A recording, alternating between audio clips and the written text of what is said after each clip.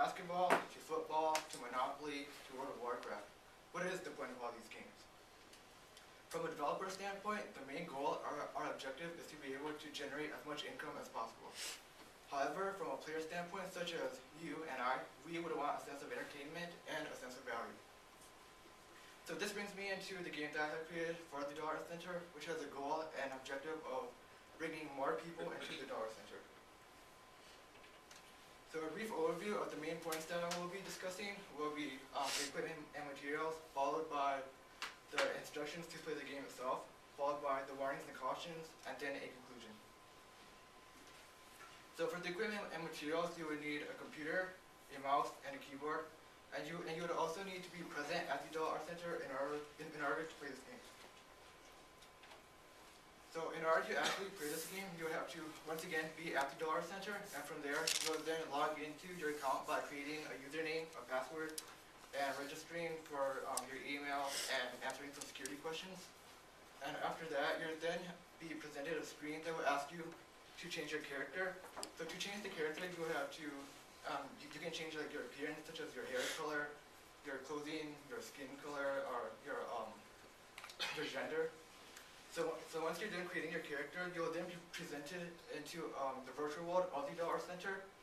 So from this virtual world of the Dollar Center, it would mirror exactly what the Dollar Center looks like with the respective paintings in it. So once you're in the Dollar Center from the virtual world, you're then able to move around in this virtual world that will represent the actual gallery and the artwork in it. So from there, you can choose the artwork that you want to begin the game with. So once you've chosen an artwork that you want to begin, you'll then be presented a puzzle in order to do.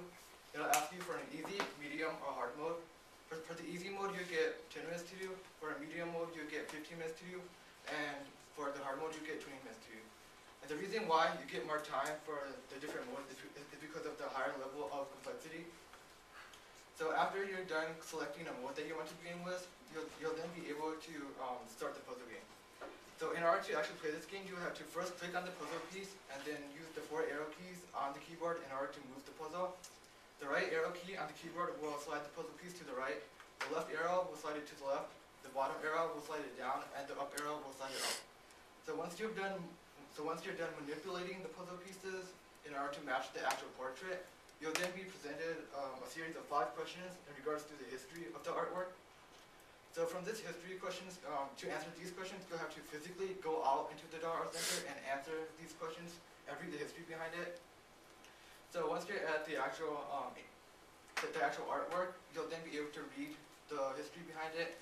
And once you're done with that, you'll then go back to your computer and answer the series of 5 questions in regards to the background and history of the artwork. And once you're done with that, if you answered the questions correctly, you will gain points. However, if you answered it incorrectly, you won't be penalized or you won't be deducted any points. However, you won't score any points. So from there, so basically that is the general idea of my game, which consists of puzzles followed by a series of questions in regards to the history of the artwork. And once you're done with this particular artwork, you'll then be able to go to a different puzzle by using your character that you've created and choose a different puzzle or artwork that you've created, and from there you can begin the step that I've just mentioned again. So for the warnings and cautions, using a mouse or a keyboard for an extended amount of time can cause various issues and complications such as stiffness, aches, and other forms of conditions. Also, sitting at one place for too long or staring at the computer for too long can cause eye strain and various other conditions.